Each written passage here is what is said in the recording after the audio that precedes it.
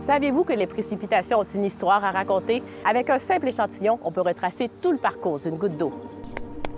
À l'aide d'une centaine de collecteurs comme celui-ci, Cécile Carton et son équipe de chercheurs effectuent des analyses d'échantillons pour déceler l'impact de la ville sur les précipitations.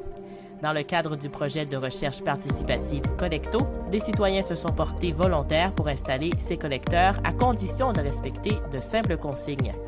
Il suffit de planter le piquet dans le sol, donc à une distance qui est suffisamment grande de tout objet alentour. Donc par exemple que ce soit les arbres, les bâtiments, de tout objet en fait qui pourrait impacter la chute des précipitations vers le sol.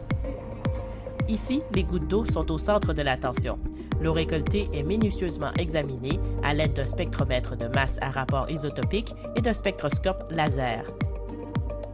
On va transférer dans le vial à peu près 1 millilitre d'eau, mais l'instrument, lui, va prélever 1 microlitre d'eau. Qu'est-ce que l'eau récoltée peut bien nous raconter? L'histoire de sa vie. L'échantillon d'eau va me raconter où la pluie est tombée sur le territoire, au Québec, au Canada, dans le monde, à Montréal. Les techniques qu'on utilise vont nous dire si cette eau-là a subi de l'évaporation, par exemple, ou une autre transformation physique ou chimique. Donc, si on mesure la pluie à Montréal qui tombe, pour un même événement de pluie, elle peut avoir des rapports isotopiques qui sont différents d'un endroit à l'autre. Donc, une empreinte digitale qui serait différente d'un endroit à l'autre. Et c'est ce qu'on essaye de caractériser. Leurs analyses se poursuivront même durant l'hiver pour découvrir d'autres histoires tombées du ciel. Rebecca Salomon, Météo Média, Montréal.